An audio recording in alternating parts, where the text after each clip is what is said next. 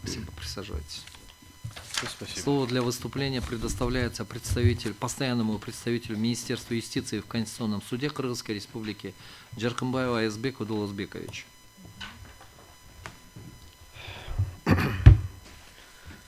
Уважаемый председатель, уважаемые судьи Конституционного суда, прежде всего считаю необходимым обозначить предмет рассмотрения.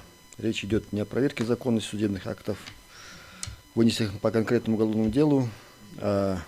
Предметом рассмотрения является конституционно допустимый смысл нормы, устанавливающий 5-суточный срок апелляционного обжалования постановления следственного судьи со дня его вынесения.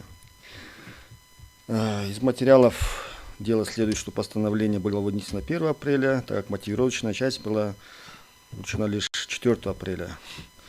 То есть суды общей юрисдикции отказали в оставлении срока, указав, что заявитель присутствовал на оглашении постановления и был, следовательно, осведомлен о принятом решении.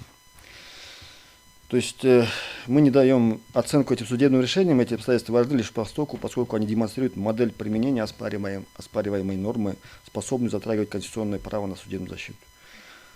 Право на судебную защиту, закрепленное в статье 61, Конституции Кыргызской Республики, включает в себя не только формальную возможность обращения в суд, но и реальную возможность использования предусмотренных законом средств защиты, включая апелляционное обжалование.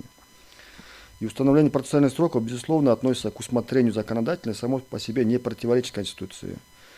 Однако в практике последовательно проводится подход, согласно которому процессуальные сроки не должны лишать права его существенного содержания.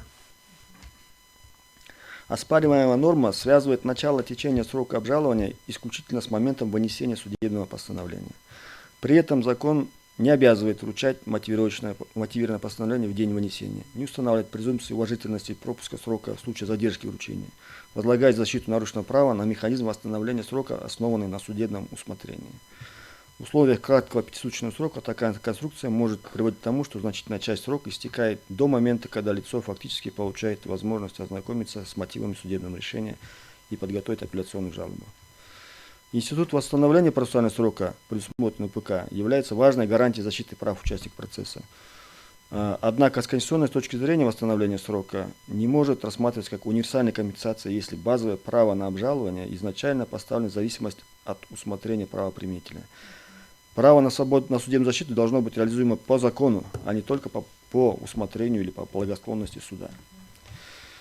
И сравнительное право демонстрирует, что различные правопорядки используют разные модели исчисления сроков обжалования. В ряде случаев срок исчисляется с момента оглашения, в других с момента вручения, либо компенсируется более продолжительными сроками или особыми гарантиями. Это подтверждает, что законодатель обладает усмотрением, однако данное усмотрение должно быть реализовано таким образом, чтобы обеспечить баланс между процессуальной экономией и реальной возможностью защиты прав. С учетом изложенного мы приходим к следующему выводу, что пункт 6 часть 2 статьи 271 Уголовно-процессуального кодекса Кыргызской Республики не противоречит Конституции Кыргызской Республики в его общем нормативном содержании.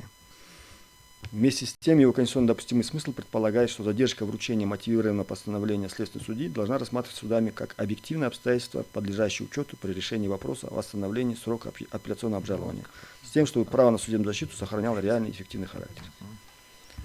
Спасибо.